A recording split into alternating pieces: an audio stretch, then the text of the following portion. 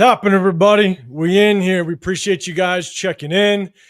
And some of us didn't think there was going to be nothing to talk about on this Tuesday. We just went live a couple days ago on Sunday, and then obviously news dropped yesterday. And we decided to move on from what some of us thought could have been a number one corner. A lot of question marks behind it. But we decided to move on from Jakorian Bennett. We moved on from Jakorian Bennett. We brought in some more help for this interior defensive line. We traded with the Eagles. We're going to break down the new player that we brought in, but we're also definitely going to talk about Jakorian Bennett. We're going to talk about the unofficial depth chart.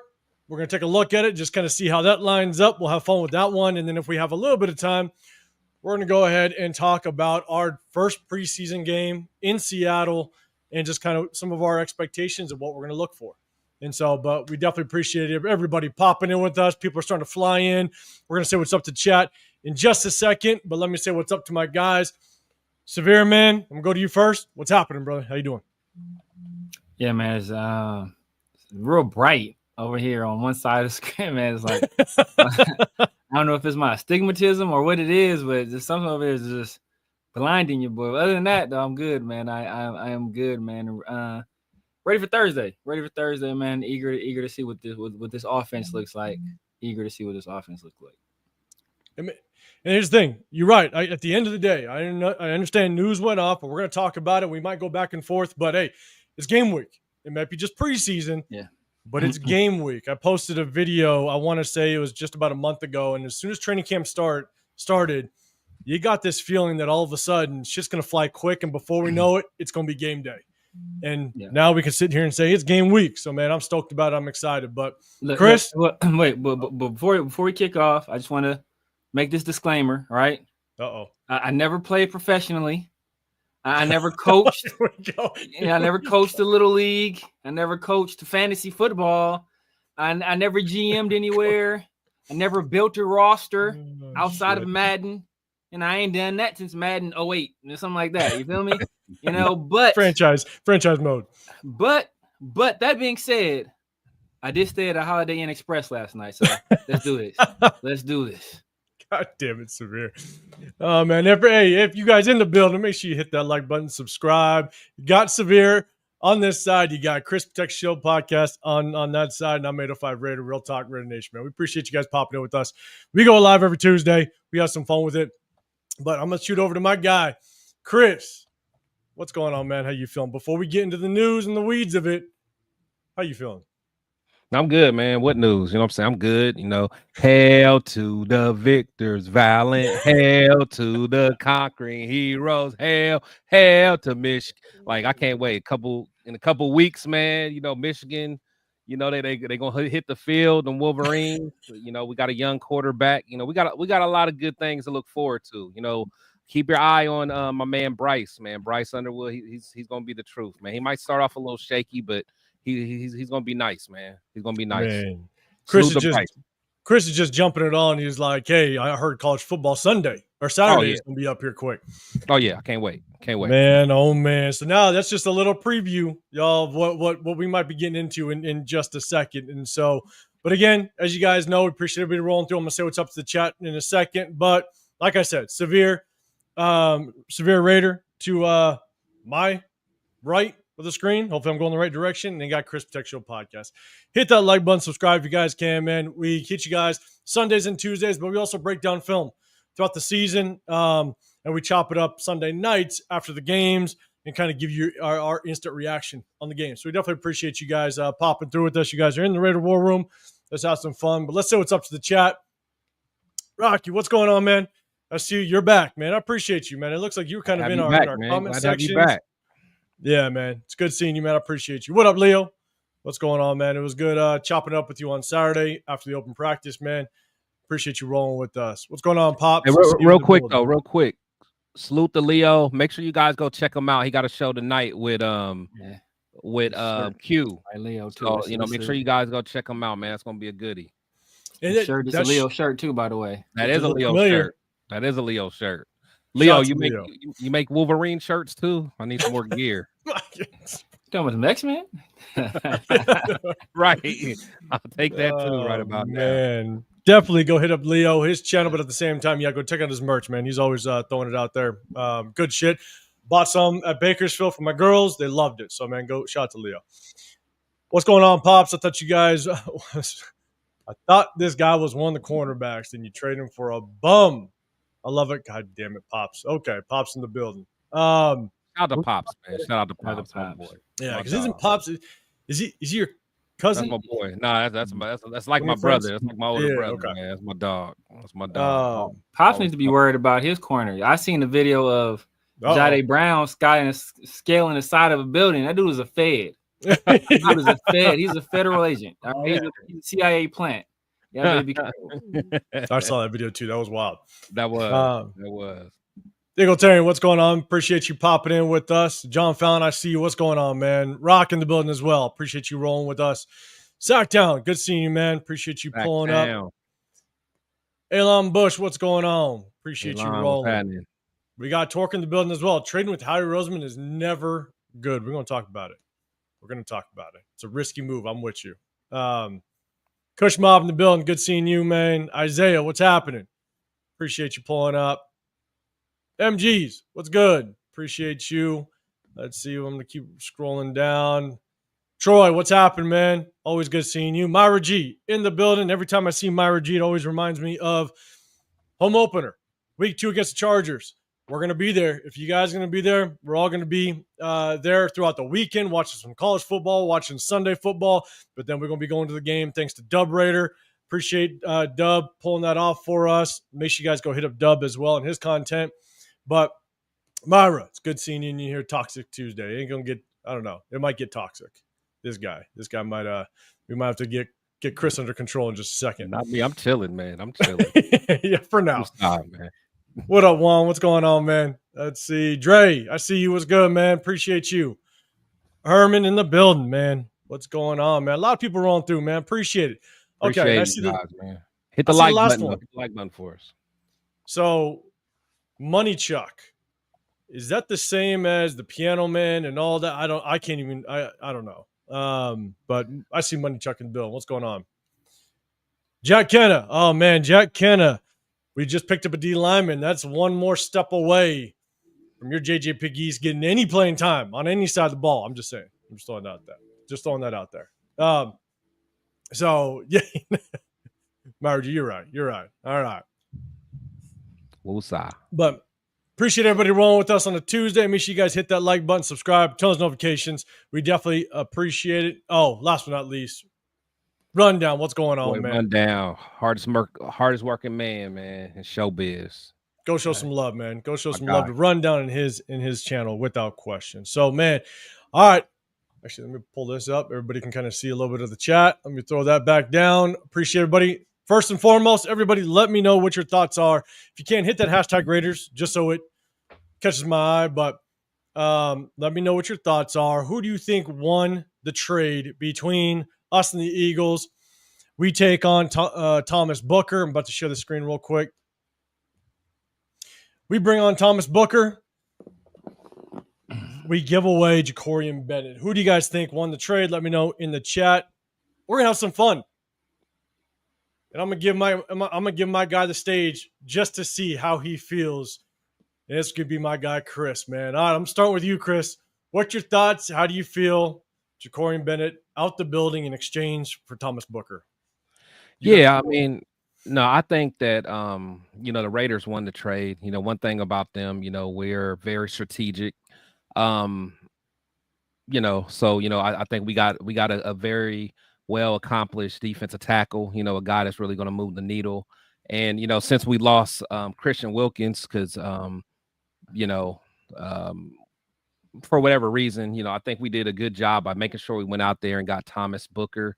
He's going to be a guy that's going to get after the quarterback. I mean, he's shown it. There's a lot of, documentation online that you can see, so I'm excited. Jakorian, he's just a, he's just a corner, he was falling down the depth chart, and We don't need him. He'll go to the Eagles and probably be a starter there for the defending champs. But besides that, I'm cool with what we got. I think we've made our defensive tackle room a lot better. And again, for us to even go get him when there was Farmer was on the board when we could have drafted him out of Florida State. But really none of that matters. So, I think that the Raiders won. I think we're doing what we have to do to continue to be successful. So, just win, baby. Just win, baby. All right. God damn. Okay. I love it. Chris is going as PC as possible right now. I like your style. I would we're gonna get to the wait, am I off base? Bishop Bennett would not approve of this. He would not approve of what you're doing right now. God damn it. Okay. All right. You're lucky you're underground right now. Because lightning is striking. What's gonna happen is we're gonna get Chris riled up in just a second, but I'm gonna get to the chat. Get me riled up. Severe Herman saying, I think we won the trade. Let's see. Thank you, Herman. Thank you. Philly, just my thought. I know. Dixon, you're saying Howard Roseman finessed us. Get Chris riled up 11. What up, Cool Kev? Appreciate you rocking with us. Rocky saying, is he a veteran? No. I guess you can consider him a veteran. It's his third year. I think he was drafted in 2022. Yeah. With the Houston Texans. Yeah. Then found himself with the Eagles. Oh, yeah. Go ahead, Chris. What are you going to say? No, go ahead. No, go ahead. Let's see. Hold on. We got a couple more in the building. I do see you guys. Let's see. Airline, you're saying we won long-term wise. All right. Okay. I see what you're saying. Let's see. It boils down to the new defensive scheme. Booker will be on the team next year. He will make the team next year. He'll make the team next year? Yep, he will. He's gonna be part of the 53 next year. People were saying he's a future Pro Bowler. That too. He has Pro Bowl potential, and the best GM in the league traded a guy that has Pro Bowl potential for a guy that was coming off a season-ending injury, and was fourth on the depth. We just got a Pro Bowler for a guy that apparently is no good at all. And Howie Roseman just, maybe he just did us. Maybe he owed Pete Carroll some money. He's like, look, I stayed at that 10K I owe you. How about I give you Booker instead? And you just give me Jakorian. I'll take Jakorian back. And, we do because Booker's a Pro Bowl player from what I was hearing. Well, that's the word on the street. People were telling me. So I don't know. And that's the one main topic, right? You're dealing with Howie Roseman. When you deal with Howie Roseman, he decides to move on from somebody, and he was interested enough to acquire Jakorian Bennett, a Howie Roseman that has proven in this league, we're kind of getting deep into it, but proven in this league that he understands how to evaluate talent. He understands how to target talent, the way that he's constructed that roster, and he wanted Jakorian Bennett.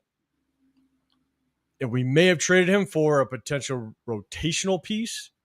That's kind of tough to swallow. Just a little bit. I'm just saying, again, I'm not sure how it's going to play out, but we'll touch on that. And Rock, it's kind of to your comment right here, JB on the verge of being cut. And Spy Tech gets a dog for him. My burrito and beer taste so much better. A dog. Yeah. Yeah. Did he go to Georgia? He's a Georgia Bulldog? Did he go to, is that what we're claiming? Is that what we're meaning here? I'm confused. So, John Fallon, man, I appreciate you popping. You're saying I think it's even because I think Bennett can thrive in Philly. We're going to talk about that in just a second. Omega, you said Chris dead inside, man. That's all right. We'll wake Chris up. Come on, chat. We're gonna say something to wake him up. Let's see. Rundown. Raiders always making the right move. We never do wrong. Oh, let's see. See, Chris, you're rubbing off on people. I like exactly. I like just win, baby. All right. So I'm gonna get my take a little bit deeper, but man, I'm gonna throw it to Severe, man. All right, Severe. In chat, I'm gonna keep throwing them in. I'm gonna put them up as much as I can. But Severe, what's your thoughts on this move? Yeah, clearly this was a great move because secondary was a real strength of this team. I mean, there's a lot of depth there, a lot of proven players there, a lot of guys that have gone into seasons being number one cornerbacks. And then we're just like flushed with depth behind those guys. Like, you know, like you think this offseason, like one of the first guys we signed was Lonnie Johnson. He plays safety and corner, right? So he's going to be, oh, wait a minute. Never mind on Lonnie. But those other guys that we got that were so good other places that they ended up here. Yeah, it just not making a lot of sense. We got, and then the only reason we needed a defensive tackle is because we, you feel me? But we were in our infinite wisdom, we took a guy who was an international pathway player who we were developing at defensive tackle and moved him to guard, right?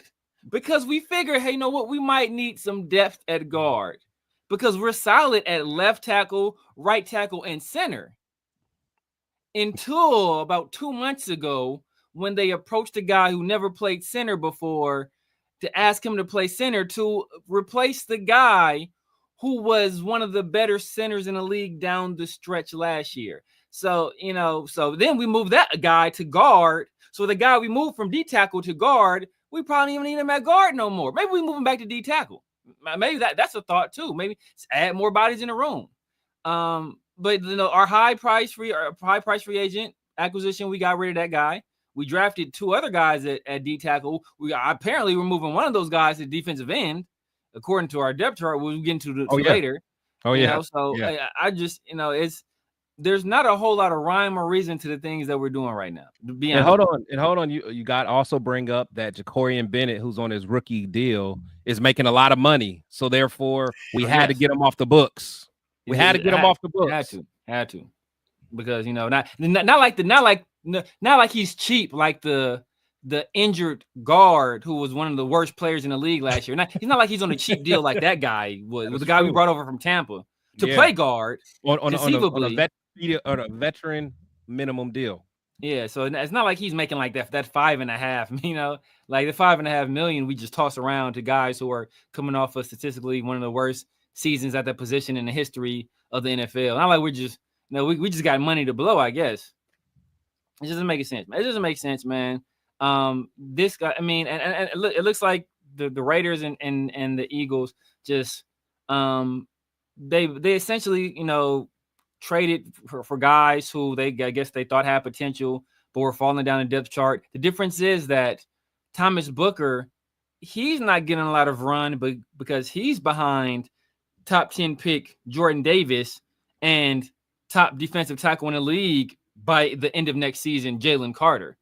And Jakorian Bennett is not getting a lot of run because Pete Carroll likes DeCamian Richardson and Darian Porter better. But from what I'm hearing from the beat writers, when it comes to the one-on-one reps, Jakorian Bennett was the most impressive corner in those one-on-one reps. So, I don't know. Like I said, the decision's not adding up to me. So, Jack, you're saying Booker, what's Booker's contract? It's actually the same as, I looked it up previously, almost same exact numbers, just a shy over $1 million for this upcoming season. Booker was just over $1 million. Jakorian Bennett was just over $1 million. I'll give you my takes in just a second. The Eagles won the trade and could got a little more in picks. Leo, I think I saw yours up there. You said you would have rather traded for some picks. Yeah, I wouldn't mind some additional draft picks. Kush Mob, you're saying, do y'all think we still sign a vet corner or safety before week 1 yet, or a trade during the season?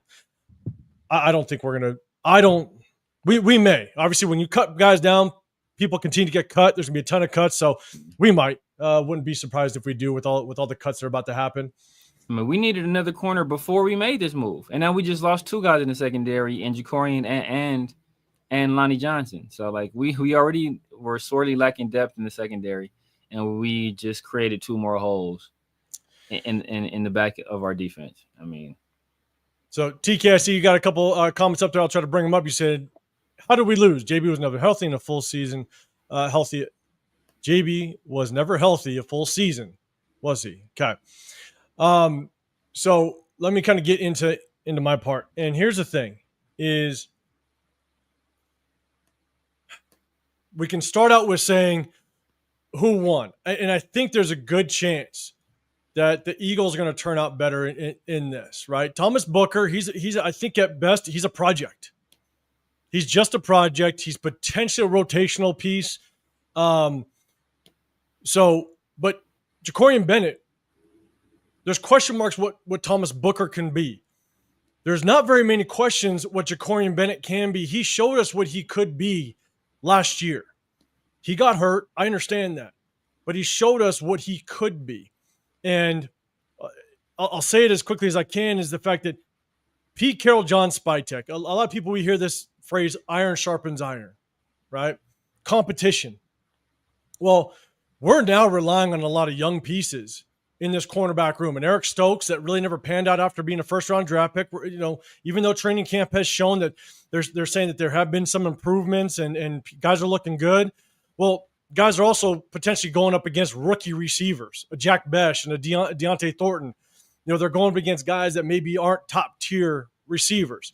And so how good are they truly looking when live bullets are coming at them, when we're actually going against good competition? So Eric Stokes might be looking pretty good. That's fine.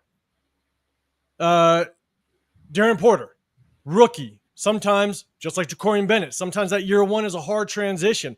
Some of the hardest transitions are from college to the pros is the cornerback position. We see it all the time. All right, sometimes it takes a year or two for a cornerback to kind of get into their own.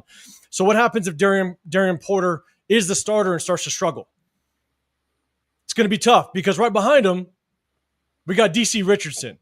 And again, some reports are saying he's improving, but we all know what DC Richardson was last year. So it remains to be seen just how well he can step in if somebody struggles.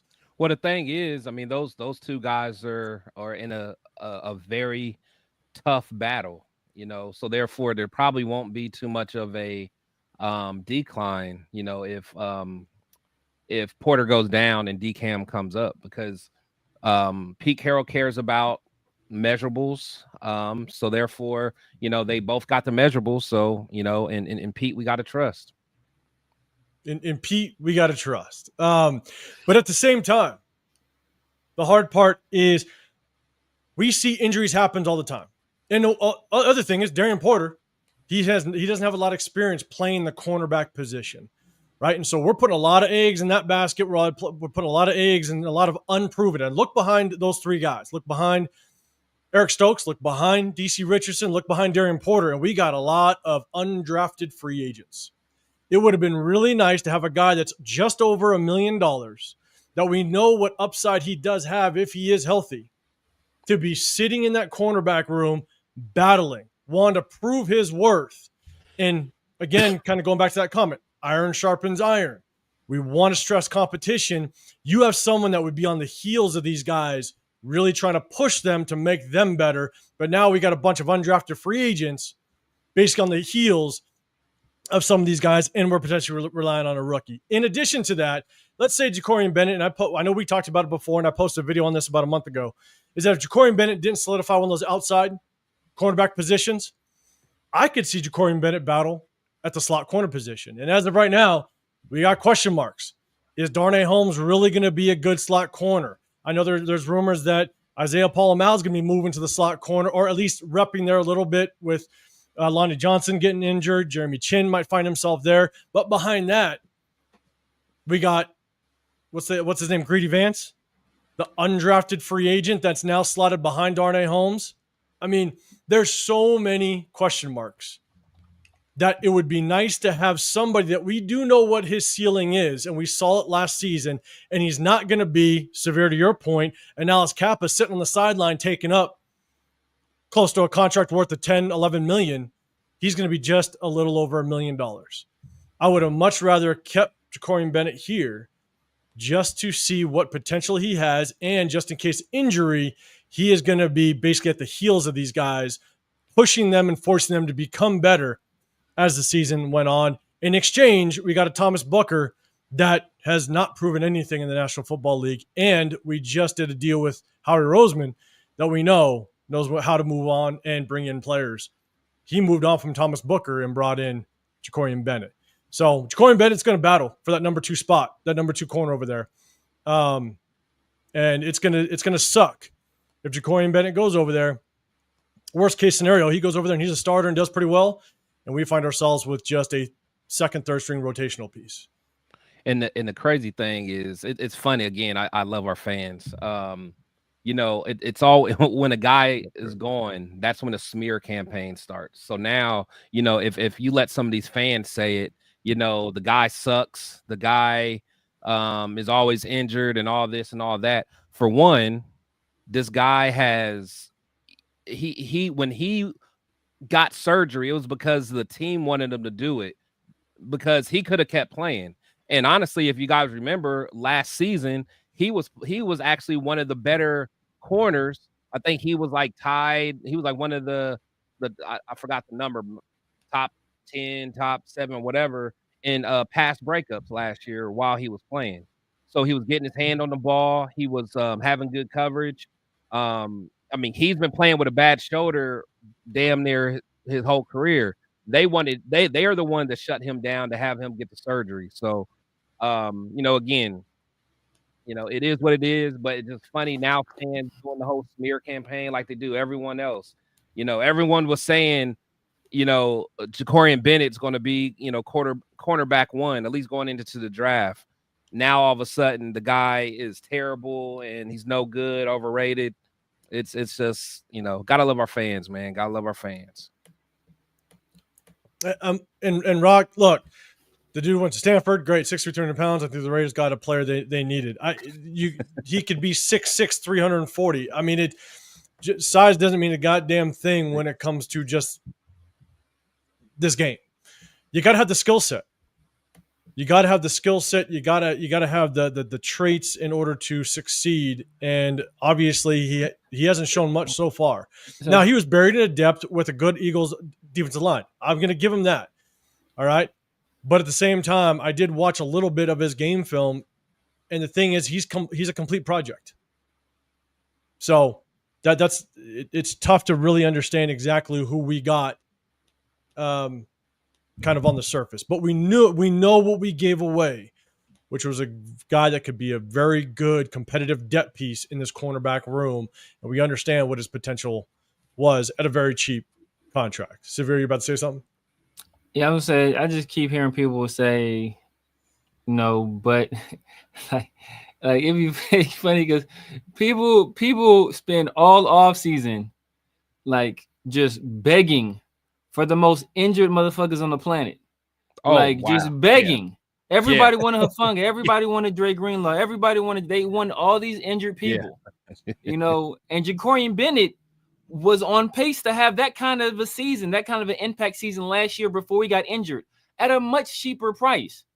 But we're okay letting a young guy go, you know, who could potentially put things together, get his body right, and have a long NFL career, as opposed to, you know, we want to invest in these old ass injured people that have proven time and time again they've been injured their entire career. Like Dre Greenlaw missed the entire season, played a single fucking snap, and was hurt again.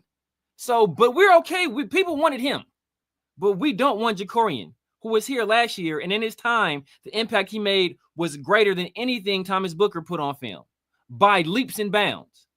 But what has Jakorian Bennett done? But you don't ask yourself, what has Thomas Booker done? So what has JB done? He showed when he was on the field, he was one of the better corners in the league while he was on the field. Locked up Jamar Chase when they played the Bengals.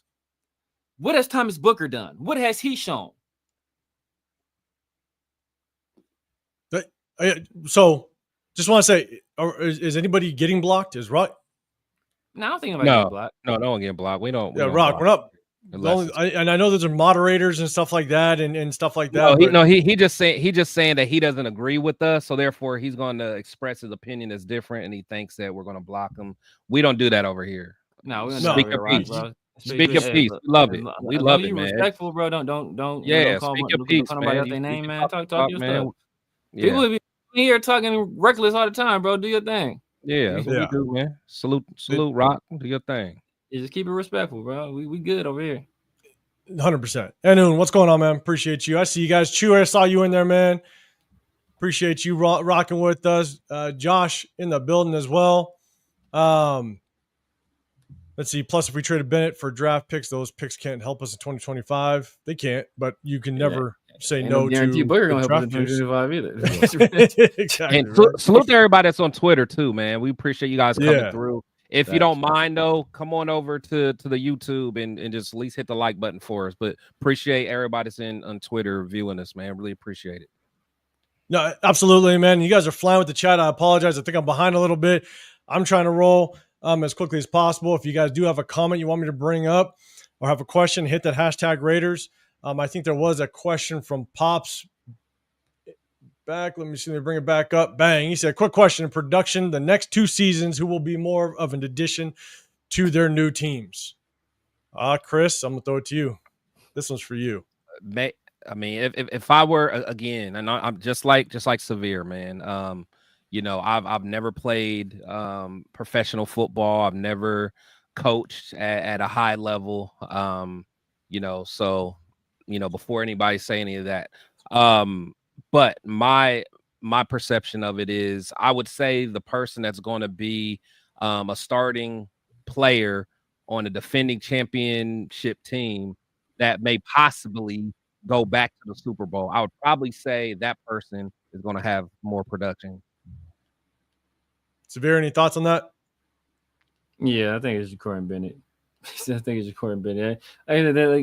even the defensive tackle room with the Raiders is so fluid. There's no guarantee. Ain't no guarantee he makes the roster this year. To be honest with you, this might be just a safe phasing move, and we'll keep him on the 53.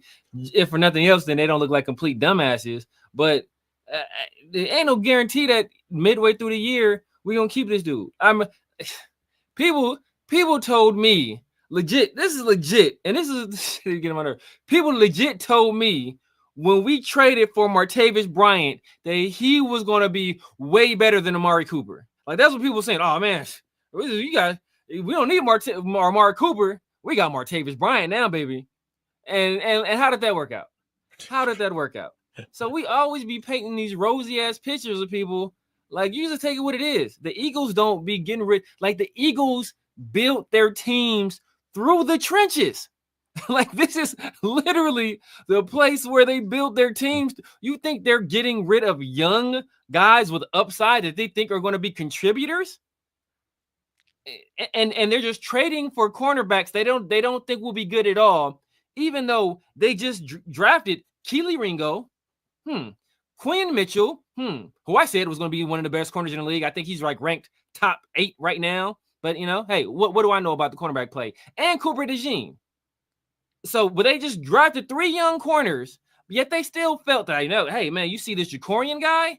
I think this guy could be a contributor on this team. We're going to go out and get him. But we don't need this young defensive tackle, even though our team is built in the trenches. Like, look, the math ain't mathing, bro. The math ain't mathing.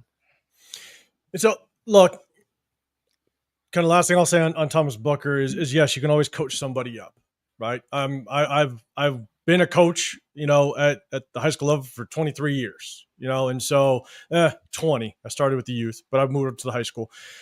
You can always coach somebody up, and that's perfectly fine. But to move on from somebody like Jakorian Bennett with all the question marks we have in our secondary, and you're saying Sanjit is saying Greedy Vance been showing out. That's fine.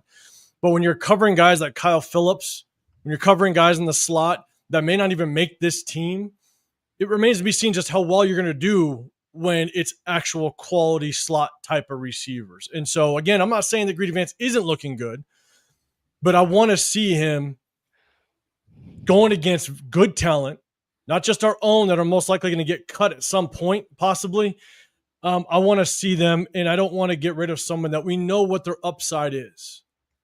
And again, it's not like Jakorian Bennett's going to be wasting $10, $11 million sitting on the sideline. He's still on a rookie contract.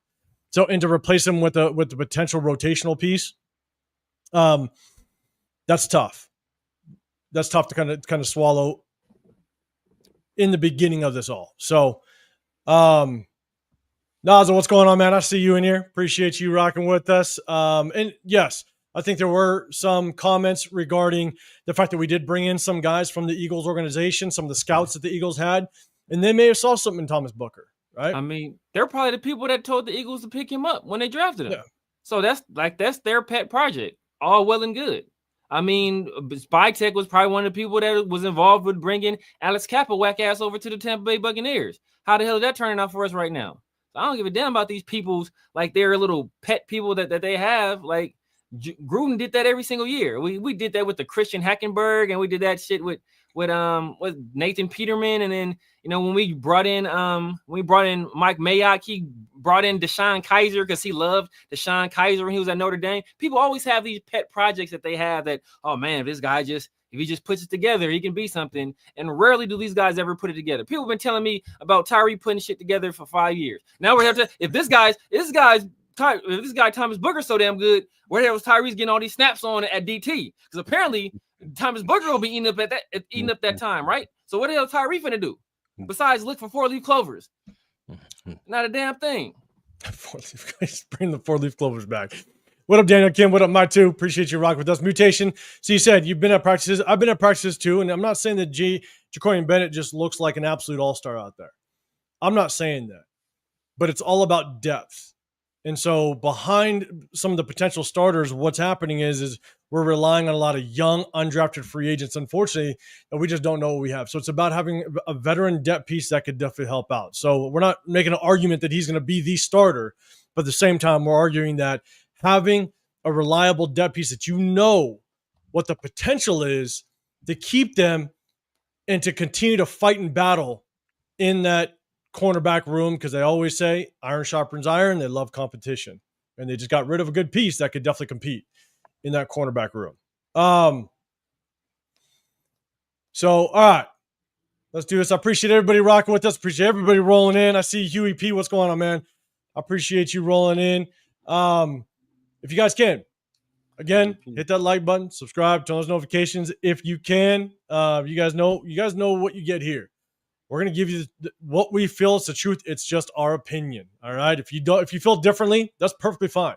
But the thing is we're not going to say, I just disagree and walk away from it. We'll give you reasons why we disagree. We're going to explain it out. We're going to tell you exactly how we feel. It's not just going to be I don't like it and walk away. We're going to explain it. And so SoCal, what's going on, man? I see you. Just shows what P thought about our cornerbacks rooms. Jones, Hobb, and now Bennett all gone. Yeah. He cleaned house of the old regime's people without question. What up, Pillaging? Just for fun, what's going on? JB was good, but I don't like the injuries. And that's fair. It's fair, 100%. But can I ask you, Pillaging? You like Eric Stokes? Never mind. Go ahead. I'll be saying, look, if people be talking about injuries, I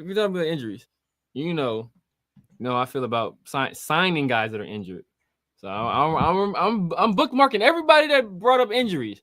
Next time, y'all be, oh man, you think we should trade a first-round pick for this guy? I remember. Didn't you say you don't like injuries?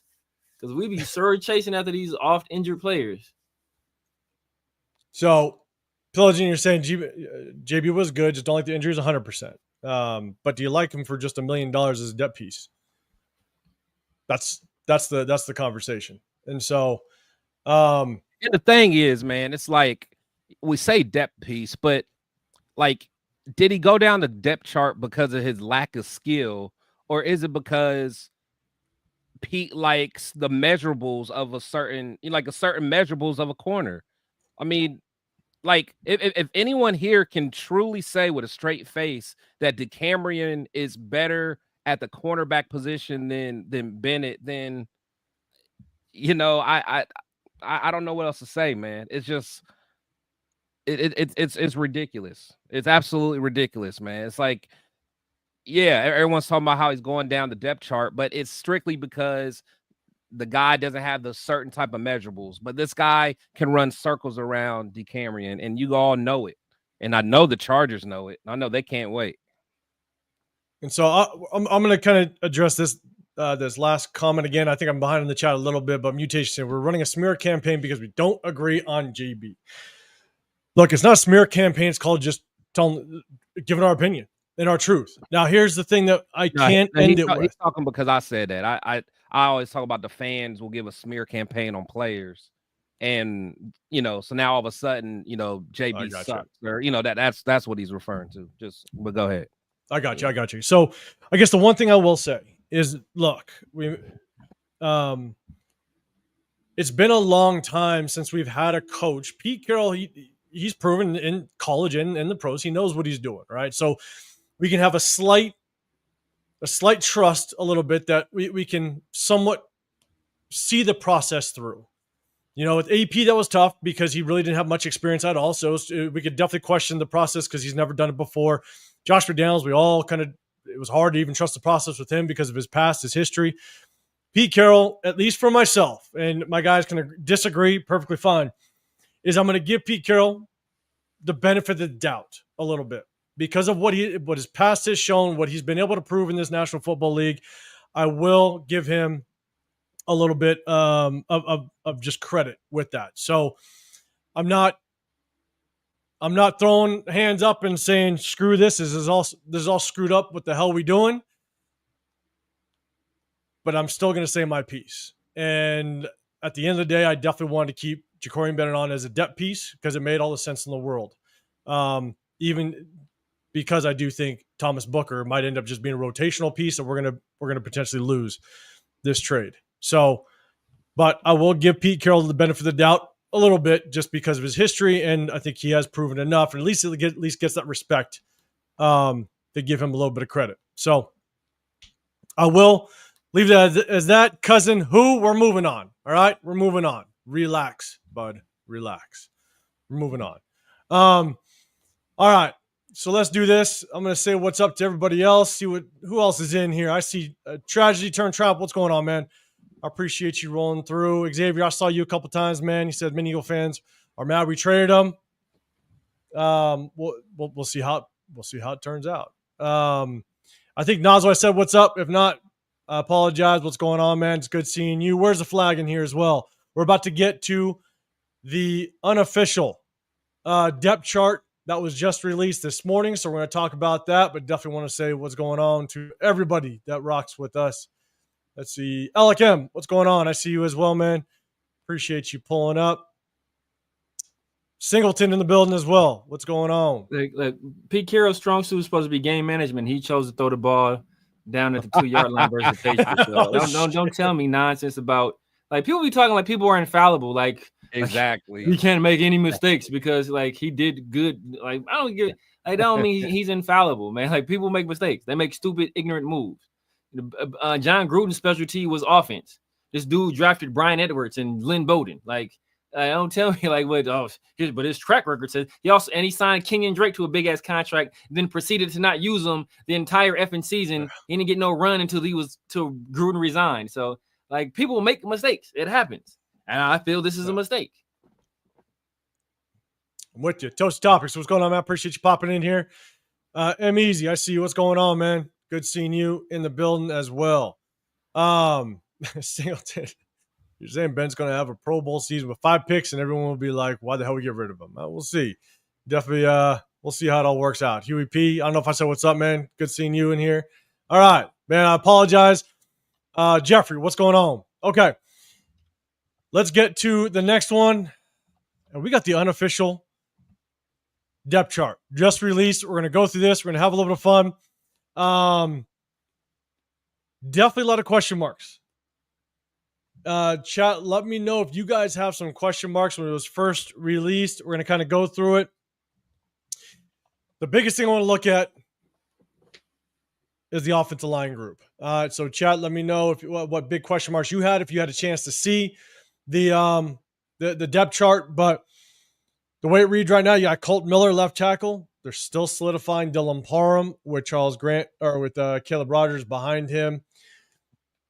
They got Jordan Meredith, and for some reason, it still says right guard, Jackson Powers Johnson or Alex Kappa. Not sure what's going on with that. DJ Glaze, and then they got Thayer Mumford back at tackle after they moved him to guard at the end of non-mandatory training camp. And so 2 weeks ago. Guard 2 weeks ago. a lot of shuffling around. We've already kind of give you our thoughts on that, but if there's any question on who the right guard is right now, that just boggles my mind. And so, hey guys, any thoughts on the initial depth chart? You got receivers, Dante Thornton up there. I think he's actually the number 2 right now, with Jacoby Myers at the number 1, Trey Tucker in the slot. Obviously, Brock Bowers and Michael Mayer at the tight end positions. No question on the quarterbacks. No question on the starting running back. But you got Zamir White or Raheem Mostert as number 2. So looking at the offense first, man. Severe, I'll throw it to you first this time. Any thoughts on the offensive depth chart so far? My dog Zamir White, baby. I mean, outside of the already ridiculous moves we spoke of with the whole offensive line shuffling, I mean, it's kind of pretty sure what we all expected. Jack Besh is looking like he's expected to be an outside receiver. It looks like that's what he's listed. If he's listed there with Trey Tucker, that is that is a bit mystifying. I think that's what that's saying. So I don't think he's an outside caliber receiver, to be honest with you, but we'll see. I mean, the offensive line, if you're going to do what you're doing, just give Jackson Powers Johnson a job, right? Why are you playing these ridiculous games? Or let's just see who's the better, like why are we see who's the better player between him and Alex Cappa? Come on, like, we playing these stupid games, man. Like, that's like bringing in Randy Moss. Like, we got Randy Moss. He's out there competing with Alvis Whittaker right now. We don't know who we're gonna like. Nah, bro. Like, don't do this dumb stuff, man. Like, Jackson Powers Johnson is clearly the better player. You don't want him playing center. The whole reason you don't want him playing center is to have your best 5 out there. Like, are you telling me that Jordan Meredith and Alex Cappa are potentially better players than Jackson Powers Johnson? Like, is that if this is a Brennan Carroll decision, like, yeah, man, I don't like that. I don't like that. Everywhere else, I'm cool with. I'm glad Dante Thornton is getting the start. Colin Johnson, tall, lanky receiver, could be a red zone target. Charles Grant as the backup left tackle, a bit concerning there. I don't think he's ready to really step in. So I really the backup left tackle and right tackle is going to be Thayer Munford, in all honesty. But for depth chart purposes, they probably have Charles Grant there. He's the third. He's the backup to Thayer Munford in those situations. Will Putnam, I don't see him making the team. We got Parham, Meredith, and Jackson Powers Johnson all with the ability to play they've been center. saying Caleb Rogers has been repping at center too. Yeah, so of course, shuffling it all up. It's like, come on, let's just let Tommy Malott get some reps at quarterback too. Like, while we're doing it, let's just let him throw the ball. Let's let him sling the ball, since everybody's just getting all these reps at these valuable positions in lieu of other people that are actually going to probably play those positions. Let's just let Tommy sling the rock a few times in practice. Like, I don't know how we're doing this stuff, but if you guys on this thing that aren't going to make the roster, like I said, Will Putnam, Hufford, my guy Dalton Wagner, RIP to your career, bro. You done. Albert O, we just brought in. You ain't making it either, brother. Kadir Ismail, I heard he had some pretty nice. I know he was a tight end. I thought he was a wide receiver. Or he had a few nice grabs. Yeah. A few deep passes from Aiden O'Connell. So that'd be interesting to see. Maybe he's in a battle with Albert O for a practice squad type tight end. But offense is pretty static. I told people all along, Zamir White is gonna make this roster over Sincere McCormick. This is the initial depth chart, so a lot of things can change, especially if after we see what they do in preseason. I'm sure Zamir White is going to get a whole bunch of run in preseason, as is Sincere McCormick. Let's see if Sincere McCormick even gets healthy through these 3 preseason games, first off. And then, I think Zamir White is the better player, and I think he's going to make the roster over Turf's son, Sincere. Oh, man. Shout out to Turf. Xavier Foster, man, I appreciate the super chat. We did mention Leaky Poacher's injury. Again, I'm sorry I'm behind the chat, but yeah, that might have played a role and obviously having to address another rotation in that defensive line. And so, Chris, I'm gonna get yours thoughts in just a second. Charm City, appreciate you rocking with us, pulling up. Again, let me go back. Xavier, appreciate the super chat, man. I appreciate you. Appreciate you, brother. And so, let's see. I'm gonna keep rolling. I'm gonna keep scrolling down. I'm gonna get to everybody's feedback on this depth chart. And as I do it again, I like to bring up everybody's chat as much as I can. But man, when close to 300 people keep rolling in here, it's hard to keep up. And at the same time, I definitely want to hit that like button. 100%, just like Daniel Kidd just said, man. But definitely hard to keep up, but I definitely appreciate it. Jay, what's going on, man? Just Raiders baby in the building as well. So, Chris, man, what's your thoughts? Anything on the depth chart as we kind of scrolled through it? Obviously, just offensively, any feedback you got or initial reaction on the depth chart? Yeah, probably the biggest thing. Yeah, I mean the line, but I'm not even going to beat that dead horse. A lot of things just don't make sense there. But, I think that, we are upgraded from last year. Of course, I think we do have a lot more speed on the field. Questionable seeing Trey Tucker on the outside, so that's going to be interesting. Where Jacoby can cook, whether inside or out. So I'm just curious to see if Tucker's going to be able to get off jams and stuff like that and be able to create separation as an outside receiver. So, but again, I think with Chip Kelly, he might be able to make that happen. As far as depth goes, if one of especially in the inside, if somebody gets injured, we always go through those injuries every year. That's going to get interesting. Scroll up a little bit. My bad. Yeah. Trying to go through the chat at the same time. Yeah. No, but so it is going to be interesting. I mean, we're going to need Charles Grant and Caleb Rogers. Hopefully they can develop into some decent backups and be able to play if needed. So yeah, I mean we're depending a lot on young rookies, man, to be quite honest. So hopefully those guys can step up. But honestly, if I'm just looking at this objectively, it's going to be tough to compete. We're going to need guys to kind of exceed expectations for sure. I'm with you, Daniel Kim. As I kind of scroll down, I appreciate you putting that hashtag Raiders. What's the difference between the scheme last year to this year? And had JB not doing as well as last year. And the thing is, it's not not that he's not doing good. It's they came into it with a certain type of player that they wanted. They wanted a guy with certain measurables, and not that he's not doing good. That's what y'all got to understand, man. And the thing is I don't know if everybody thinks of the Legion of Boom, right? That cover 3 with Gus Bradley back in the day and stuff. You got to remember, Patrick Graham likes to mix it up. And so Pete Carroll likes certain measurables. He likes certain types of corners, but he's also not afraid of drafting corners or bringing in corners that are 6 foot and under. You had Devin Witherspoon, 6 foot. I think there was one other guy that he ended up drafting. Kobe Bryant out of Cincinnati. Was it Kobe Bryant? I think it was somebody else. But either way, I don't think he's afraid of bringing in guys that are 6 foot and under, or having guys on the team. But what he did with Legion Boom, I don't think is what Patrick Graham is going to end up doing.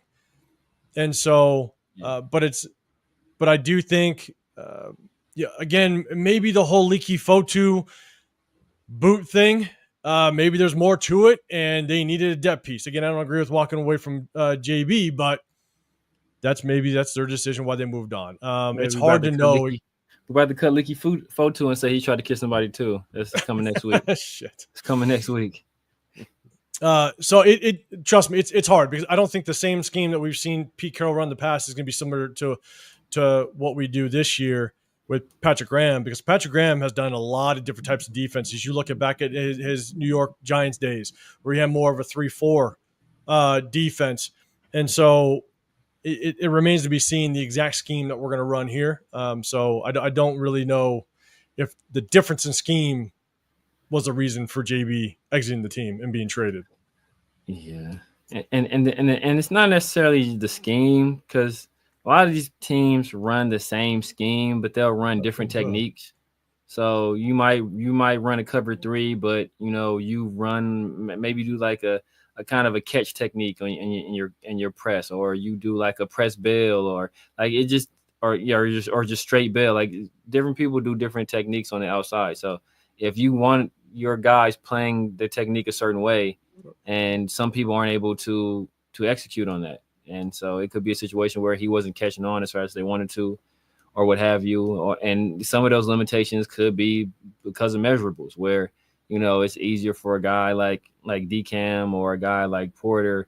They're a little bit taller guys, longer arms, like they can that they feel more comfortable in certain areas of the field because of their height. And JB, he wants to play it a certain way because he doesn't have those same kind of measurables as those guys. So I don't know, but yeah. So look, I mean, Chris, I'll give you an opportunity as well. Any thought on that?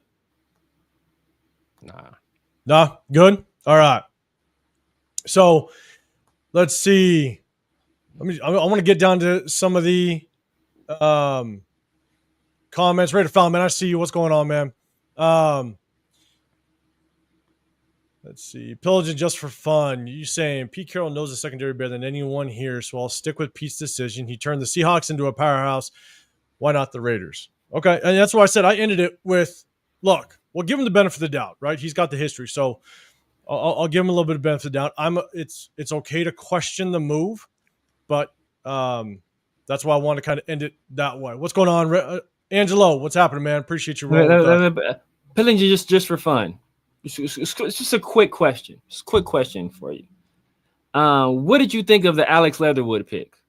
Did you think that was a good draft selection? Or the Cleveland Farrell pick? Did you think that was a good draft selection? Because Mike Mayock knows way more about drafting than anybody in your entire family tree. So if you don't think those were good decisions, you need to just keep your mouth shut, because you don't know as much as Mike Mayock. Or, I mean, hey, Al Davis. Al Davis was a true pioneer, and he was the greatest ever at one point. Towards the end of his career, what happened, man? What happened? He was he literally set our organization back decades. So you can't go by a certain person's the part of their career, man. And you got to look at, I mean, we don't know what's going to happen at the end of Pete, but you can't just sit here and act like just because he did something well back then that he's never going to make any mistakes, man. Come on, guys. So, Jay, guys, it's not a mistake. We need depth at defensive line more than corner. We don't got proven depth at corner either. So we could have used both, in all honesty. Plus, we also drafted 2 interior defensive linemen. I know Tonka Hemingway, we're going to get to the defense right now. They're moving him more to the edge, but we drafted an interior defensive lineman that I would hope get at least some reps, some playing time to kind of get the best out of your draft pieces, because that's how you build sustained success. If you can coach up and you can build in the draft. Now, not every draft is going to hit. Don't get me wrong. But I would like to see some of these younger players that are drafted get more reps in practice, get some playing time in games to get that experience and kind of grow them and get their best potential, I guess I would say. So, all right, let's get down to the defensive side real quick. All right, let's take a look at the defensive depth chart. Guys, let me know if you guys got anything on the defensive side. Chat, let me know. I'll try to bring it up again. I'm trying to get through the chat as much as I can. Apologize if I'm a little slow on it, but we got Dean's Mash Cosby, Tyree Wilson, Jaw Joyner. On the other side, got Malcolm Coons, Charles Snowden, Tonka Hemingway. And then we got, obviously, a lot of talks of the interior defensive line. Adam Butler, Jonah Lalulu, Zach Carter. Leaky Fotu was shown in a walking boot, so we'll see kind of what goes on there. But I think the biggest thing is Tonka Hemingway moving to the edge position. I understand he's athletic. He's a very athletic guy. But you're basically taking a fourth rounder, and now he's buried in the depth chart, which I would have hoped that he would have had a little bit more, again, more of an impact as to where you actually draft him. Because Charles Snowden, he's probably going to get, unless something happens, I understand he just kind of went through that legal stuff. But Tonka Hemingway buried. That doesn't look good for a draft piece. JJ Pegues, a lot of people are behind JJ Pegues. He's a 6th rounder. There could be just some development there. But any thoughts on the interior front four until we'll get the linebackers and the corners. But any thoughts on the interior front four? Chris, I'll throw it to you first. I think that of course I love Malcolm Kuntz, love Max. I eventually think that Ja Joyner is going to overtake Tyree. Jonah, I got to see more from him. I got to see him. I'm not too excited about him. Adam Butler, I like a lot. I still, one of those guys going to step up at DT. Whether it's Jonah or one of our young guys, whether it's Pegues or apparently it's going to be what's his name, the guy that we just traded for. But yeah, somebody's going to have to step up. I don't think that current defensive line is going to be enough to give someone like Mahomes trouble, or they're not going to be enough to be able to give a Jim Harbaugh, a physical offensive line, physical trenches type of guy, like give them trouble. So someone's going to have to step it up. Just like Adam Butler stepped it up last year and kind of exceeded expectations, someone else is going to have to do that. Yeah, thanks. Yeah, and J-Dog, the depth chart's going to change without question. It's going to change. This is the unofficial one right before the first preseason game. They got to release it before the first preseason game, so it's unofficial. It will change. Don't get me wrong, but we see the writing on the wall, especially with the offensive line, with all the shuffling, and we kind of touched on it in the last live. Is all this shuffling? I just hope that we aren't. I hope the O-line isn't the weak link week one, because all these players, all these offensive linemen have been able to get some consistency, some continuity at the right position. But we went over that in the last live.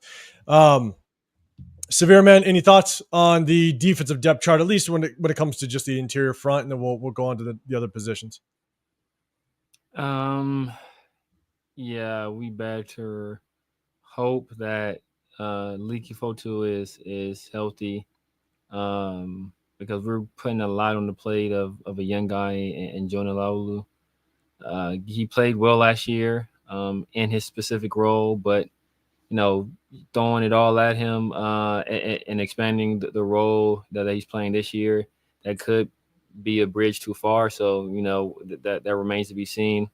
And then we got some young guys behind him. Zach Carter, he's a guy we grabbed from the Bengals last year. He was solid in his time. I think earlier in the season they had him listed at DE, so looks like they're moving him back to the interior. Ironically, moving Tonka Hemingway to the outside and then putting Tonka Hemingway behind Malcolm Kuntz and Charles Snowden. Interesting move. We'll see how that works out. Three-dimensional chess, I guess, right? And then we got JJ Pegues, who was a guy I like. I was a fan of that pick. He seems to be buried there as well. And then you got Tank Booker. Is that the guy? Is his nickname Tank? Oh no, that's the undrafted free agent. Yeah, that's the okay. Oh, that's the one. Booker's okay, not even on here yet. I actually liked him. I like. Okay, Tank. He's a big boy. Yeah. So yeah, I mean, like people keep I keep hearing that we need all these defensive tackles. We had well, damn, like how many do you need? How many do you need on the team? So we got some young guys there. I wish we had. I wish we had just one more like big body, similar to Leaky Fotu, especially since he's dealing with that foot injury. But the only other guys we have that kind of fits that billing are real young guys. So we'll kind of see what happens. We might end up being kind of light up front in terms of like just the body type. Yeah, and words of like I said, Mel looks like a goofy high school kid that can dunk. Man, he does look a little out of place out there. I'll be dead honest with you. Watching him at the training camp practices and going to the open practice this past weekend, he does look just a little out of place. It's going to take him a minute. But look, that speed transitioning from Montana State, where he's from, to the National Football League, it is night and day without question. So there's definitely going to be a pretty big transition period. Shot the turf. I know he wants him to do well right out the box, but we'll see. Anyway, man, we're going to talk about touch on this Thursday's game, man. It is game week. We're going to be excited about it. Leo, you said, did you catch that Saturday at 5? Man, remind me. I no clue what you're talking about. Remind me in the chat. Raider Band, what's going on, man? Appreciate you pulling up, man. Appreciate you rolling with us. Okay. So, look, my initial thoughts on the initial depth chart is I hate seeing our rookies buried. That means that they just aren't producing maybe to the caliber that they thought they could. You'd love to see them at least be a backup.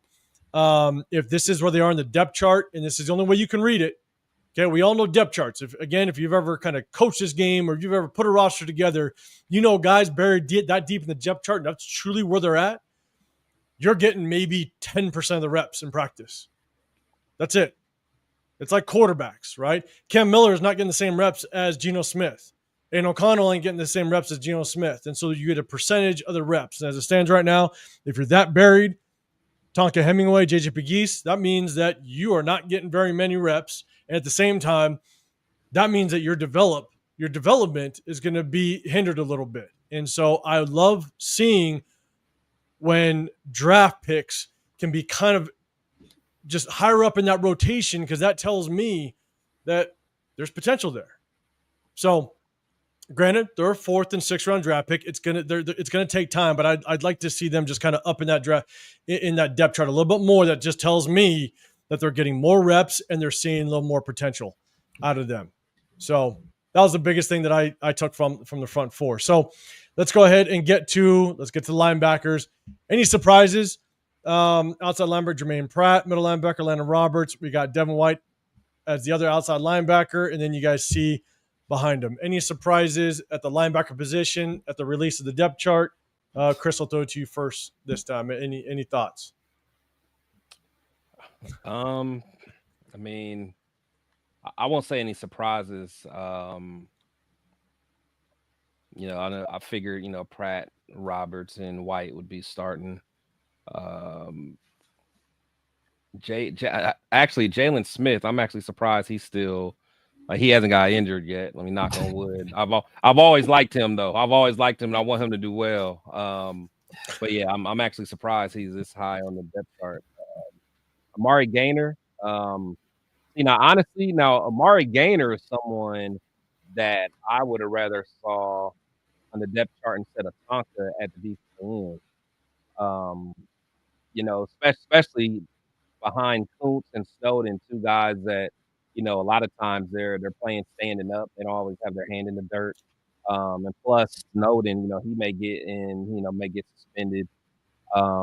Anyway, so I think someone like Gaynor would have been better suited for playing like a role like that, getting after the quarterback. But I like Gaynor. I do want to see him find a way on the field and get some playing time. Yeah, man. Severe, any thoughts on that linebacker room? In chat, let me know too. Again, I'm trying to bring it up as quickly as I can. Hit that hashtag Raiders if you guys are responding to this, because it's going to help me get to the chat. Again, we have close to 300 people. It's really tough in the building. So, Severe, man, any thoughts on the linebacker depth chart so far? And we added a lot of bodies to that room, going into the season. At one point, it was like four guys total, and that's all we had, man. So we made some moves there. I think the Jermaine Pratt signing was, that was a big one for us. He's a guy. I think just his leadership, his experience is going to pay big dividends for this team. Devin White is a guy at one point, pre-draft, I didn't know if he'd make the team. I figured we were going to really go out and really try to address the linebacker position via the draft, and we really didn't do anything at the position in the draft at all until extremely late. So He's a guy that I'm pulling for. I heard he's having kind of a little bit of a resurgence. Now he's feeling better, mind, body, and spirit. So that's great to hear. Hopefully that translates to the field. Landon Roberts is a guy I liked when we signed him. So I think he'll be like a very steadying presence. I think he has the potential to be as good or even better than what Spillane was when we picked him up. So I think that is a huge move. A little bit disappointed to see Amari Gaynor push so far down the depth chart. Hoping he can find a role on this team, whether it be special teams or at least stick around on the practice squad. Tommy Eichenberg is somehow still here. Jakorian Bennett's not good enough to be here. Jack Jones is not good enough to be here. Christian Wilkins, they don't want him on the team, but Tommy Eichenberg this dude he's just sticking and staying, I guess. Jackson Powers Johnson can't play center, but Tommy Eichenberg can be our backup middle linebacker. All right. So, let's do this. Young DB, what's going on? I appreciate you pulling up. And I see everybody. What up, Eric? What's going on, man? I don't know if I said what's up to SoCal. I see you in the building. Houston from LA, man. Appreciate you rolling with us. So, look, really no surprise with the linebackers. But, at the end of the day, I'd like to see – I heard rumors that Cody Lindenberg, our 7th rounder, was working with the second team. And so maybe that's false. I have no clue. But, yeah, I agree. I had some high hopes for Amari Gaynor.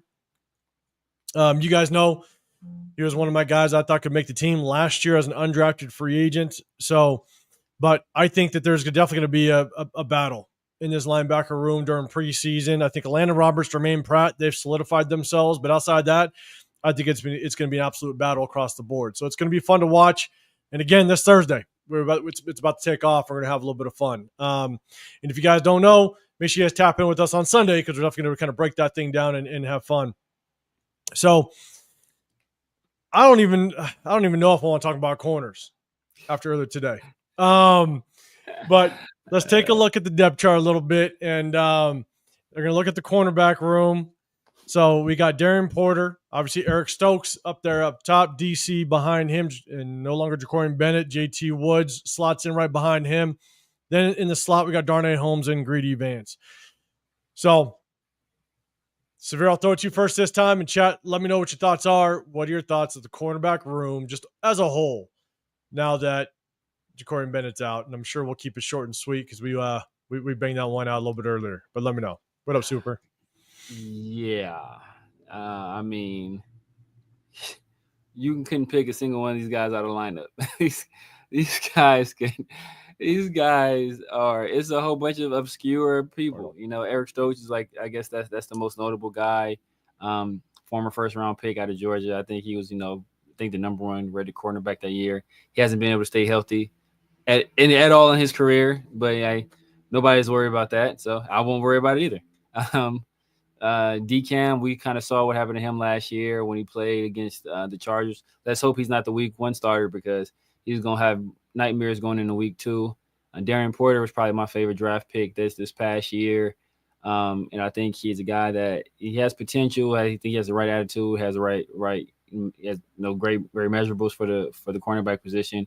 Kind of see how he puts it all together because he hasn't been playing corner for that long. Sam Webb that dude got the Epstein file. Sam Webb got the Epstein files. He got the Epstein files. FBI need to investigate him. He's our new Brendan Faison. That's what he is. He's our new Brendan Faison. Sam Webb got the Epstein files, man. I'm telling you. He did something to that man. All right. He's the one that did it. He carried out the code red. He carried out the code red. That's why we can't get rid of him. JT Woods is a converted safety. Man. That is somehow playing corner now. I heard he's super athletic, so we'll kind of see. Greedy Vance. He had pretty good tape but he's more of a nickel guy. He's only 5'9". I don't see him playing outside in this defense, and this defense is not really going to be playing a lot of nickel. Not playing a lot of cornerbacks at the nickel position because from what we've been hearing, that's like damn near exclusively Jeremy Chin's position. And when he rolled down there, it was Lonnie Johnson who was rolling in as the other safety, and now that's kind of been Chris Smith. I know we'll get to the safeties next, so I don't know how many of these other corners will keep. Caillou Blue Kelly, he's more of a longer guy as well. He's taller corner. So like he's like his body type is nowhere near that of Darnay Holmes or Greedy Vance's. So I don't know like how he translates to the nickel position in this defense, but it's still a whole bunch of question marks at corner. I mean, the one guy we knew anything about was Jakorian Bennett, and he's gone. So I mean, at this point, it's just we can either have with the measurables and the athleticism of the guys we have at the corner position, we can either have one of the stingiest, stickiest cornerback rooms in the league, or we can have complete bums back there. It can go either way. So it's a wait and see at this point. I'm with you. And Helen, you're saying if the Raiders are counting on Lake Ufotu, they're in trouble. He's horrible. And we were actually kind of had it set up. We're going to do some film breakdown. And it's not that, in my opinion, I don't know if he's necessarily horrible, but he is not a good replacement for Christian Wilkins. And I'm not saying he's anywhere near a Christian Wilkins type, but the thing is if you wanted a replacement, you need someone that can be somewhat consistent. It's not going to hurt you. And the thing is, his play was so hit or miss based on his game film. It is tough. He had flashes that he could be a dominant interior defensive lineman at the size that he is, but man, there are some plays where he's got manhandled at I don't know what his exact measurables are. I think he's like 6'3", 6'4", 330. Big human being, but man, he got pushed around and washed down that offensive line quite a bit. So I'm with you with that, but I appreciate you tapping in with us. Eric G, real quick, you said, what about Laki Tassi at D tackle? He was once there. We talked about it a little earlier. Why we flopped him around, and all of a sudden we need D tackles. It would have been nice to see him get some reps at D tackle with everything going on. So let's see, Chris, man, I'm throwing to you. Cornerback room, do you got anything extra to add now that we're talking about the depth in the cornerback room, or just the depth chart? My bad. What a Rosetown. No, I'm keeping it real. Darian Porter, I was very high on him, so I definitely was glad that we got him. Eric Stokes, he's a guy that, he flashed in college, coming out of college. He was somebody that was supposed to be a prospect, hasn't really done anything in the NFL, has, history of injuries as well. But, again, he's somebody, if we want to depend on him, then so be it. But my biggest question is, again, we lack depth. Say Darian Porter, because again, we've heard it before where young cornerbacks are looking good in camp. We've heard it with Jakorian Bennett. We've heard it with others. D-Cam last year was looking good in camp. Right. But then what if he stumbles? Because again, the cornerback position is the second hardest position in all of football. What if he struggles badly, as a lot of rookie corners do? Then what? Because we already saw what DeCameron can do. And again, Sam Webb, like that was my guy a few years back. But like literally, then what? What do we do if Porter just has those rookie hiccups? It's going to be a long season. We're going to be unfortunately one of the worst defenses in the league, possibly. You just never know. It's just the depth. We just don't have the depth, man. And we're depending on a lot of young guys. And if our expectations are going to be realistic, then let's keep them realistic. But for a lot of the fans is think we're going to win 10 games and go to the playoffs with this roster, it's crazy. It's crazy. And here's the thing: is, in my opinion, I think we with the short term, and I think it was it was your boy that actually asked the question. How much confidence do we have in Pete Carroll to potentially change this regime? Or the culture in the short term that he potentially will be here. And again, he's going to be 74 at week 1 kickoff. Oldest head coach in NFL history.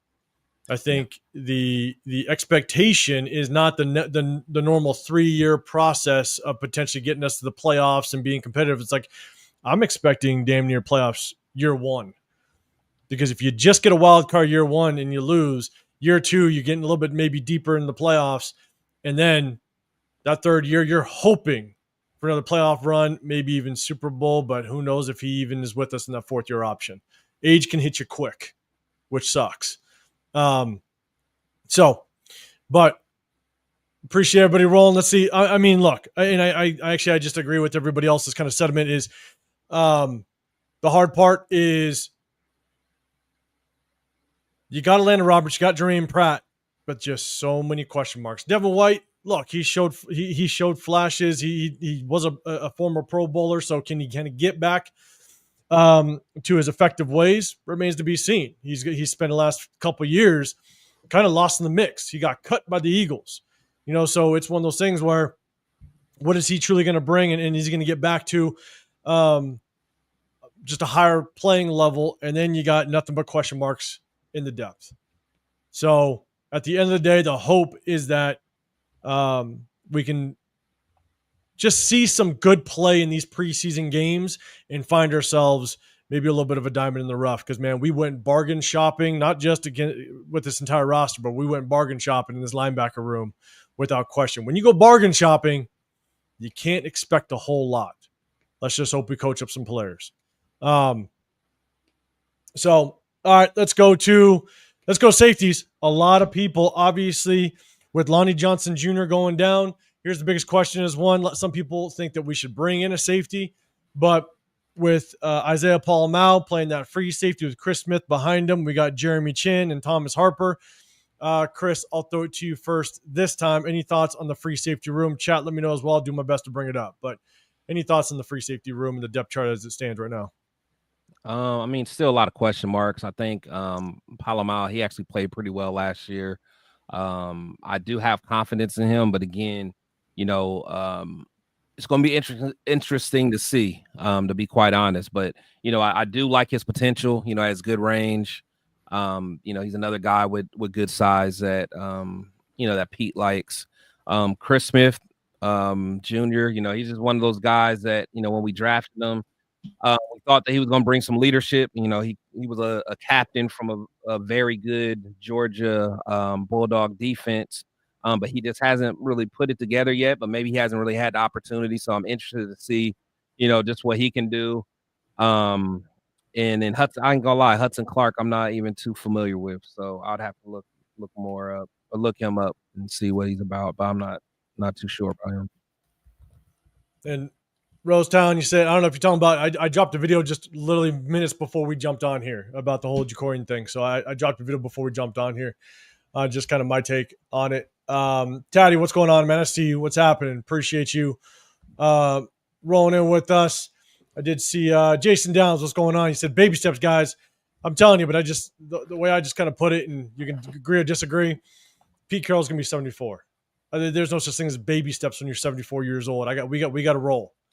We got to roll because what happens in next year, the year after, and Pete Carroll's just not all there, unfortunately. I'm not saying it's going to happen, but age hits you quickly. I think we've all seen it. If you've had grandparents, elders, sometimes it can hit you quickly. So I don't want to wait for that potentially to happen. So let's go playoffs this year, and they better be prepared to do that. The thing is, when you're 74 years old, baby steps can feel like a full sprint. I mean, Pete Carroll is sprinting out there. Yeah, but I'm 100%.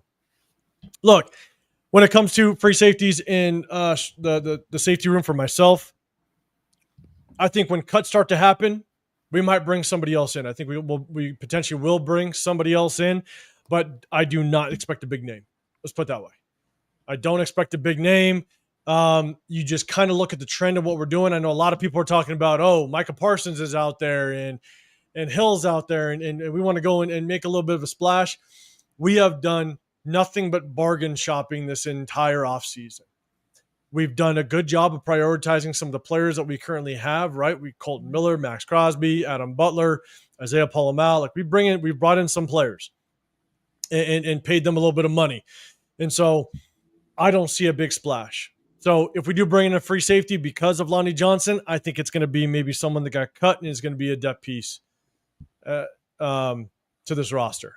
So that's my thought on the safety room. Raider Nation 510, what's going on, man? Colin Johnson practicing with the ones. We'll see how preseason. I think preseason is going to I think preseason is going to kind of help us really see what's going on. And for anybody that's going out there, I'll be out there for joint practice on Thursday. On the 14th, I'll be there for the preseason game with the 49ers. And so, but I think the preseason games, like they always do, they're going to start weeding some people out, and we're definitely going to kind of see who's real and who's not, because now you're going against some decent talent across from you. So we're going to have some fun, and we're definitely going to be here to chop it up and break it down for you guys. Hopefully you guys rock with us as well. So hit that notification so you do know when we go live. All right. So I don't even think I'm still down at the bottom of the goddamn chat, man. You guys are flying and we appreciate it. Let me kind of go back up to the big screen. It's Leo, I saw it. No, I'm not going. I'm not going, man. So let's do this. We're going to kind of finish this up and wrap this one up with it's game week. We got Seattle this Thursday. Chat, let me know. And again, I apologize if I didn't bring your guys' chat up onto the screen, or if you asked a question, I apologize if I passed it up. We do a sub-only chat. Again, it's just our way of showing our appreciation to the people that do hit that sub button. So we definitely appreciate you guys. But let me know what you guys are looking forward to this preseason game. We got Seattle, homecoming for Pete Carroll, homecoming for Geno Smith. Let me know what you guys are looking forward to and what you're watching out for. I'm going to throw it to my guys. Severe, man, you first. Anything that you're really watching out for this preseason game? I mean, obviously, the number one thing we're looking for is to see how many of the starters, if any of the starters, play at all this week one game.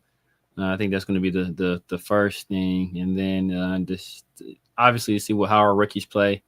Wondering how much Chip Kelly will do offensively.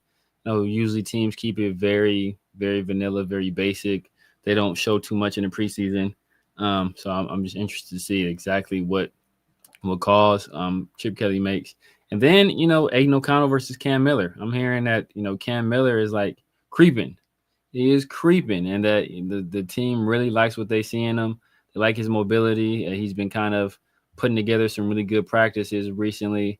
Aiden O'Connell is still solidified as a number 2 guy, but Cam Miller he's moving on up, and he continues to get better and better each week. So want to see how he looks out there. I'm sure he's going to get the lion's share of the snaps.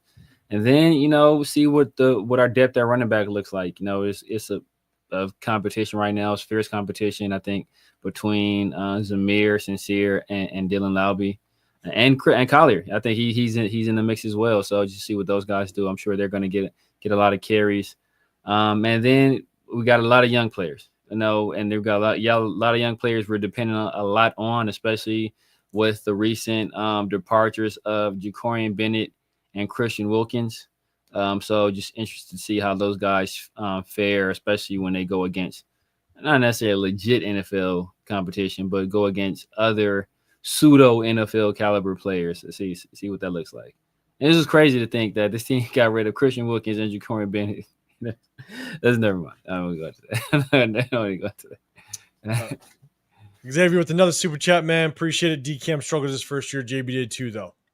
Yeah, but we'll see what DCam can bring. But now it's time for him to step up. With Bennett out the building, he better step up big time, because if someone does go down, Eric Stokes has injury history. Darian Porter's a rookie. If we need help, DCam better be there to step it up. A lot of people, if you aren't a fan of or if you're a fan of moving on from Jakorian Bennett, you better hope DCam has the ability to step up. But I appreciate the super chat, man. I think Damon Arnett's out there. Shit, God damn it. What kind of size? What kind of size does he have? The Texans signed him. Oh, okay. He swooped up. J Money, what's going on, man? Appreciate you rolling with us. All right. So, Chris, man, anything you're looking for as it relates to this preseason game? Let us know.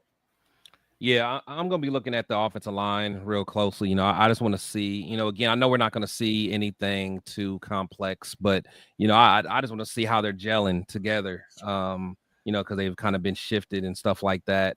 Want to see offensive linemen, making calls, whether it's Meredith in there or, I don't know. I don't even know who the second string center is. So however they have it set up, I just want to see little things like that. I do want to see, the corners. I want to see how they pan out. I want to see what DCAM does. Definitely want to see the interior linemen. I want to see those guys see, how they do. So I mean, really just across the board, man. Because again, there's a lot of depth concerns, and this is a chance to kind of see what we have as depth. So it's going to be interesting. Is this whole Pete Carroll thing real? Are guys coming out fired up? It seems like they're still like morale still pretty high. So I just want to see that carry on to Thursday. So we'll see. Yeah. I'm going to keep it short and sweet, especially with this first preseason game. I'm watching the offensive line. Yeah, I want to see just how much playing time some of these guys can get. I always am interested in how the draft picks go, because that's kind of the first real determination as to how our draft picks actually are panning out. Are they progressing? Are they improving? I want to see Jack Besh out there, just kind of see how he does against live, true competition.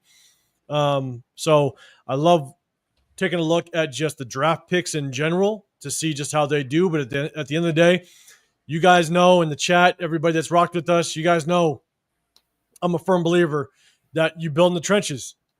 You build in the trenches in our offensive line. There's a lot of question marks on who's playing where, and that's going to be basically what I'm going to be watching this entire preseason game is who's playing where and how are they gelling? How are they communicating?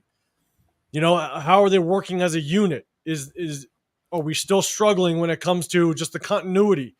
Because we got 3 other preseason games, that's fine. But if the continuity is off and the continuity is struggling, then I better see more of these starters really getting some reps with live bolts coming at them with the competition, with true, competition as it relates to the scrimmage games. So without question, I'm watching the offensive line.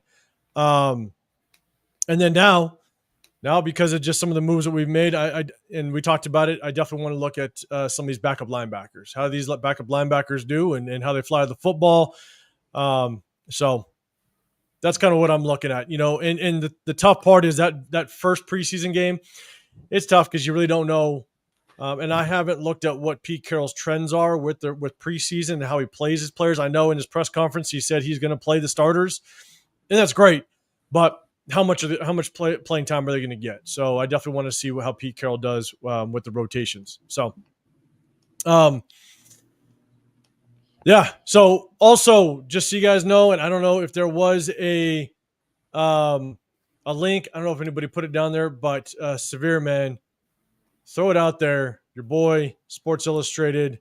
Let everybody know so they can go and definitely vote if they can. Oh, yeah. And my son's in competition for Athlete of the Year. If he wins, he'll be featured in a Sports Illustrated. So if you guys can vote for him, everybody can vote once a day. I'll throw the link in the chat, and I'll put it in the description of the video as well. So if you come over to my channel, I'll hit the link, man. Help my young guy win. That'll be much appreciated. I will forgive John Spytek and Pete Carroll for trading Jakorian Bennett. Severe will trust the process the entire season. So trust the process until the start of the regular season. So who's cousin you're saying? He's saying, Severe, what's your thoughts on Harper? Every time he hits the field last year, he made some noise, man. So Severe, I'll let you rock with that one. Yeah, I like Harper, man. He got a lot more run last year than I expected him to get. He's a Tedesco guy from what I recall. I think he was a rookie last year, but he was out of Notre Dame. Notre Dame usually coaches their defensive guys up pretty well. They've had some pretty good safeties recently, and he was good last year. Now he's not a Pete Carroll guy. He's not a John Spytek guy. So we'll see, how they feel about him.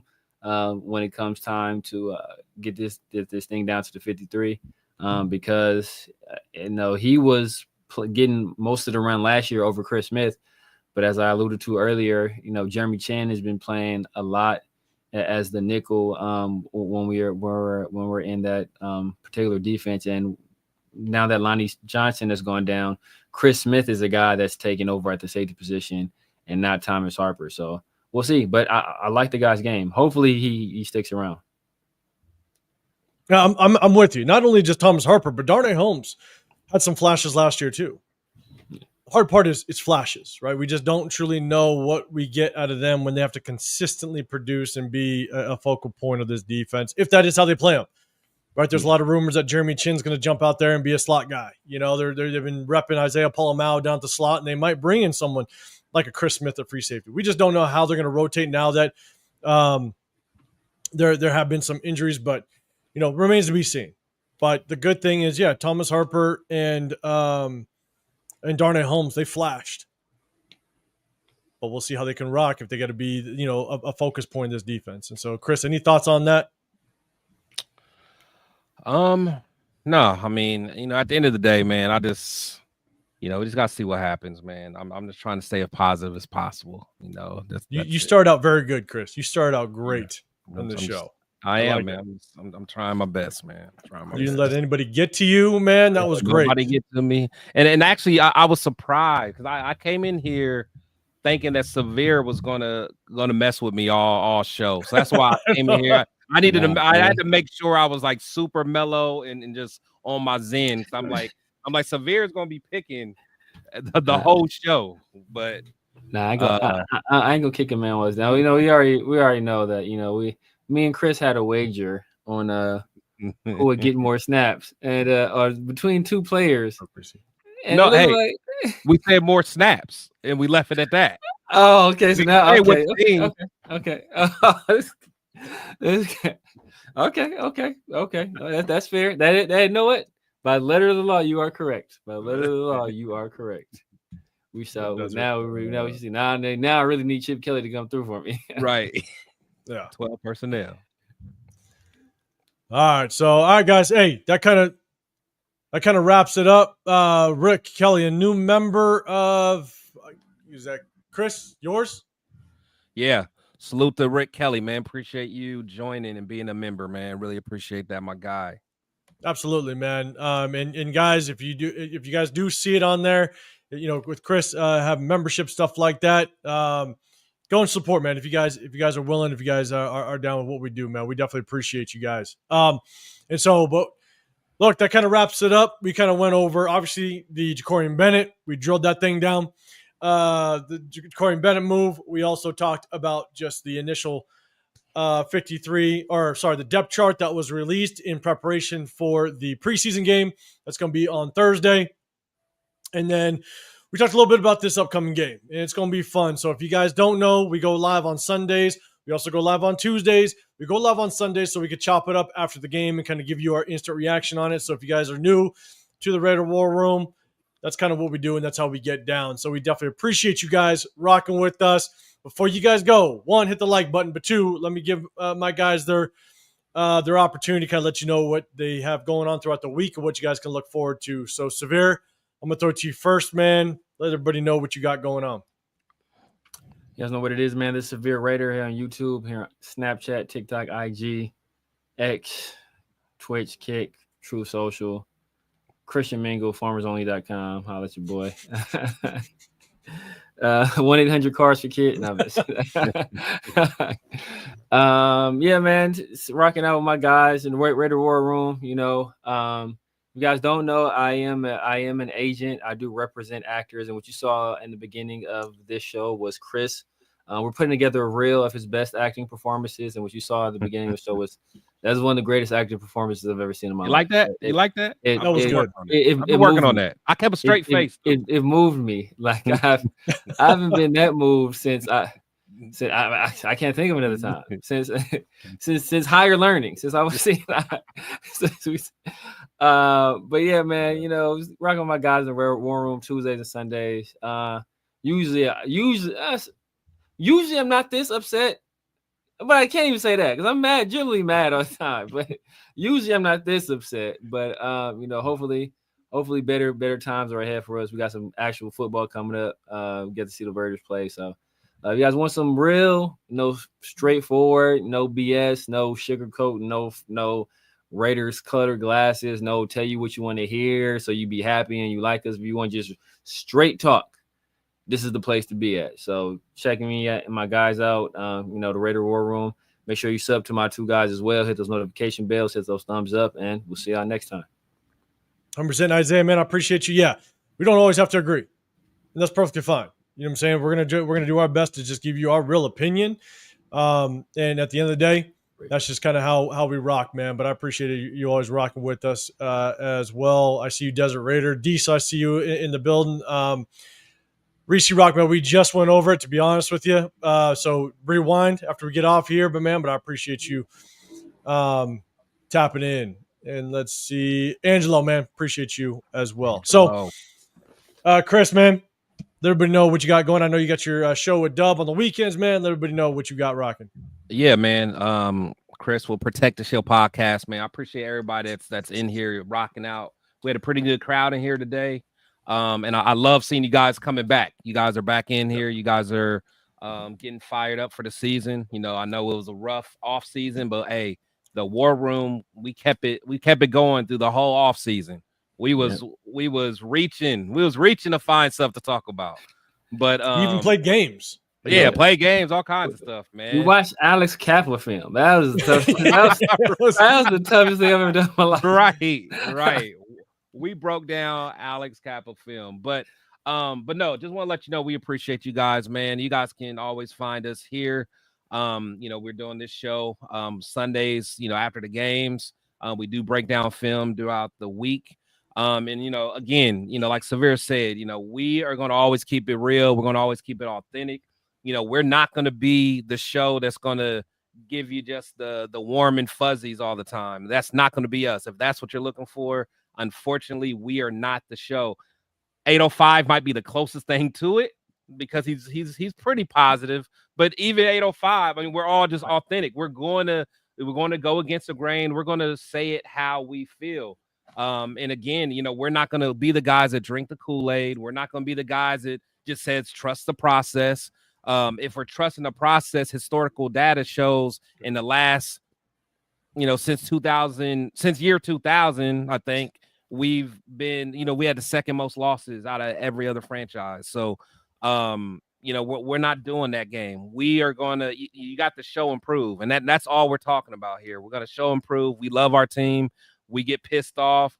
I did my little silent protest today. Didn't wear no Raider gear.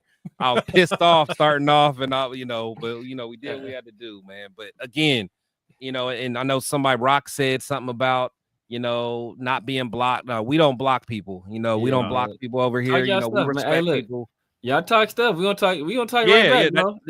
That's the thing with us. We'll snap back at you. We ain't gonna block you. We'll snap back at you. Yeah. So we'll welcome it, and at the same time, check me out. Yeah, for sure. Check me out though, and then on Sundays on Dub Raiders channel, we got a show that we do every week called the Weekly Wire. So check that out and give him a follow. Yeah, absolutely. And at the end of the day, guys, the reason why I stay positive is only because I hope the best for the coaching aspect of things. You guys know me. I coached it for a long time, and so my thing is that I try to lean on that a little bit. That's why I can be a little positive, but I'm with you. I'm with you 100%. But we definitely keep it real, and we're going to talk the truth, and we're going to at least our opinion at the end of the day. You know what I'm saying? So, but hey, look, appreciate everybody. If you can, hit that like button, subscribe, turn those notifications. We rock with you guys on Sundays and Tuesdays. We break down film after every single game.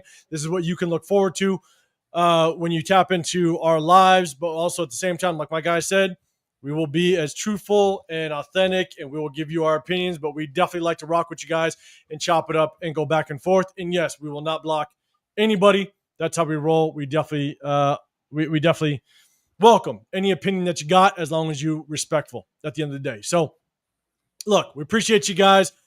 Make sure you hit that like button, subscribe, turn those notifications. You got Chris, Protect the Show podcast. You got The Severe Raider.